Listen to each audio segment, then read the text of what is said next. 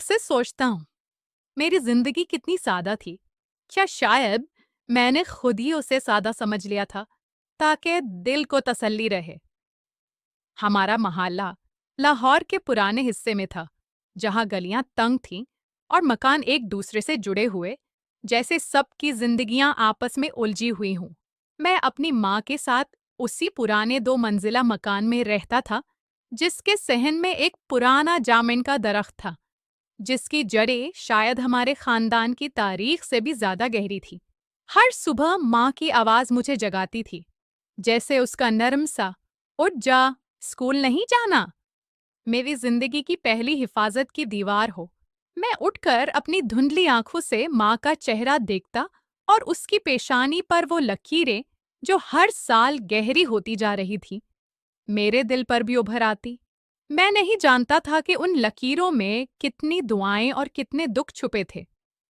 बस यही महसूस होता कि माँ की खामोश थकन मेरे लिए ही तो थी। अब्बा के जाने के बाद हम दोनों के बीच एक अनजानी सी हमराही पैदा हो गई थी।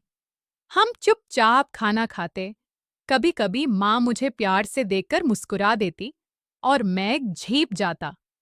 हालांकि हमारे बीच अक्सर कोई बात नहीं होती थी।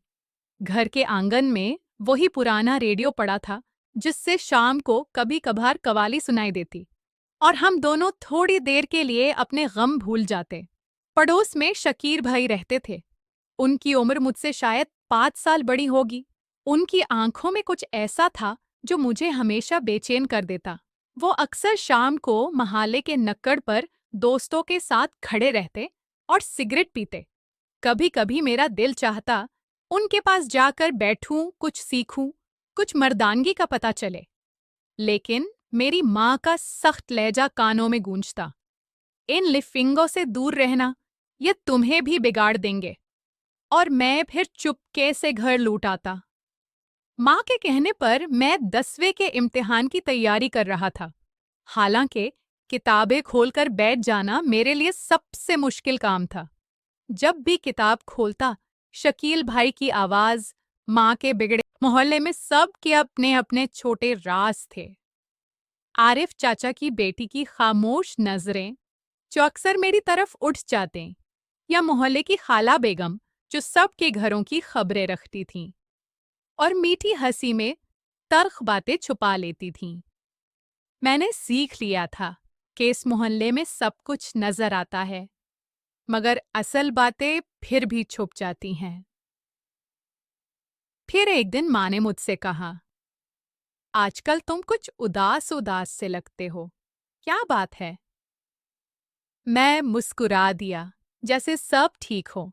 हालांकि अंदर से मेरी सांस रुक सी गई थी। मुझे डर लगा कि कहीं माँ मेरी आंखों में वो सब कुछ ना पढ़ ले, जो मैं खुद भी समझने से कतराता था। इसी रात मैं छत पर बैठा हुआ था, जब नीचे गली में शकील भाई का कहकहा गूंजा। मैं झुक कर देखने लगा। वो अपने दोस्तों के साथ हंस रहे थे। उनकी बातों में कोई ऐसी बात जरूर थी जो मेरे दिल को चीरती गुजर गई। शायद उनके कहकाहे में वो आजादी थी जो मेरे हिस्से में नहीं आई थी। मैंने अपनी मुट्ठी सख्ती से बंद कर ली और दिल में जाने किस पर गुस्सा करने लगा। शायद माँ पर, शायद अब्बा पर, या शायद खुद पर। ये सब कुछ इतना आम, इतना मामूली सा लगता था, जैसे सब कुछ हमेशा ऐसा ही रहेगा। लेकिन मुझे खबर नहीं थी कि यही मामूली सी जिंदगी, यही रोजमर्रा की खामोशियां अंदर ही अंदर कोई तूफान पाल रही हैं। कभी कभी रात को बिस्तर पर लेटकर मुझे यूं महसूस होता जैसे मेरा दिल मेरे सीने में नहीं, बल्कि किसी अंधेरे कुएं में धड़क रहा है। उस कुएं की तह में कुछ ऐसा है जिसे मैं देखना नहीं चाहता, जिसे अगर मैं देख लूं तो शायद कभी वापस ऊपर ना आ सकूं। और यहीं से सब कुछ आहिस्ता आहिस्ता बदलना शुरू हुआ। मैं अब भी उसी तरह छत पर जाकर आसमान को घूरता था, जैसे उस लामतनाही स्याही में कोई जवाब छुपा हो। मगर अब मेरे सवाल बदलने लगे थे। मुझे कभी-कभी अपने आप से खौफ आने लगा था। देखें, खाला जी, मैं वादा करता हूँ, सब ठीक हो जाएगा। बस थोड़ा वक्त दीजिए, माँ ने आहिस्ता से कहा। वक्त? शकील, तुम जानते हो मुझे और मेरे बेटे को कैसे जीना पड़ रहा है। ये महल्ला, लोग, मैं अब बर्दाश्त नहीं कर सकती।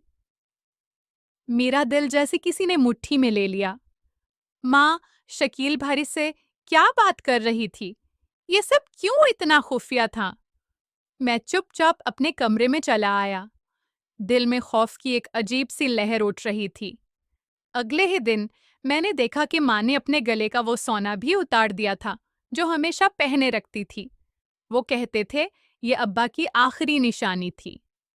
मैंने डरते डरते पूछ लिया, माँ, आपने चैन क्यों उतार दिया?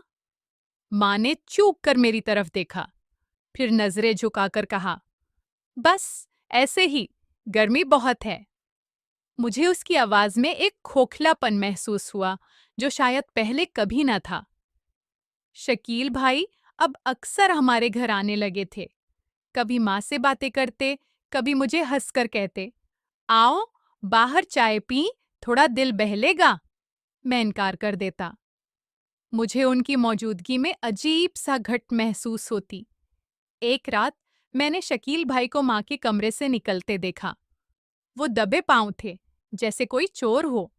उनका चेहरा पसीने में भीगा हुआ था। उन्होंने मुझे देखकर एक जबरदस्ती की मुस्कुराहट दी और तेजी से बाहर निकल गए। मेरे सीने में कुछ टूटने लगा। उस रात मैंने सारी रात नींद नहीं की। बार बार दिल में यही आता कि कमरे में जाकर माँ से पूछूं, मगर जबान जैसे पत्थर हो गई थी। चंद दिन बाद मुझे पता चला कि माँ ने एक कमेटी से पैसे उठाए थे और अब वो पैसे कहीं गायब थे।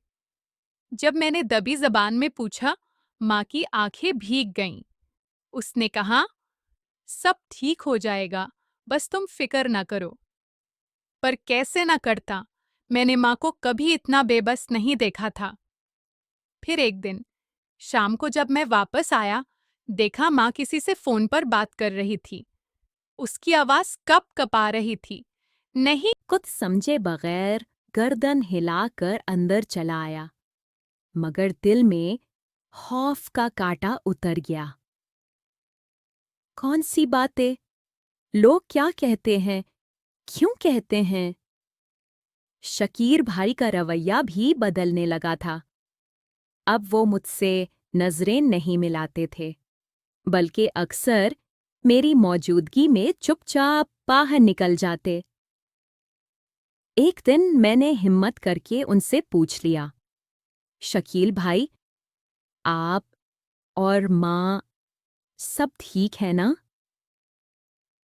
वो ठठक कर रुके, फिर मेरे कंधे पर हाथ रख कर कहा, छोटे, तुम बस अपनी पढ़ाई देखो, बाकी सब माँ पर छोड़ दो। मैंने उनकी आंखों में एक अजीब सी चमक देखी, जो मुझे बहुत डरा गई। चंद दिनों बाद शकील भाई का एक दोस्त हमारे घर आया। वो माँ से मिला, फिर मुझे अजीब नजरों से देखा। उसकी आंखों में कोई ऐसी चीज थी जिसने मेरी रीढ़ की हड्डी में सर्द लहर दौड़ा दी। उसके जाने के बाद माँ का चेहरा जर्द पड़ गया था और वो सारा दिन चुपचाप बैठी रही। पैसे, बदनामी, लोगों की नजरें और माँ का खामोश खौफ, ये सब मेरे ऊपर एक भारी चादर की तरह आ गया था। मैं रात को छुपकर रोने लगा था, हालांकि मुझे बचपन से सिखाया गया था कि मर्द नहीं रोते। पर मैं कहाँ मर्द था, बस एक उलझा हुआ लड़का था जो माँ के दुख और अपनी शर्मिंदगी के बोझ तले दब गया था। एक रात जब मैं कमरे में सो रहा था, मुझे कुछ सरसराहट सी महसूस हुई। मैंने आंखें खोली तो देखा माँ मेरे सिरहाने खड़ी थी। उसकी आंखों से आंसू बह रहे थे। उसने मेरे सर पर हाथ रखा, फिर आहिस्ता से कहने लगी, मुझे माफ कर देना बेटा। मैं घबराकर उठ बैठा। माँ, आप ये क्या कह रही हैं? मगर उसने कुछ नहीं कहा, बस चुपचाप कमरे से निकल गई। उस रात के बाद माँ पहले जैसी कभी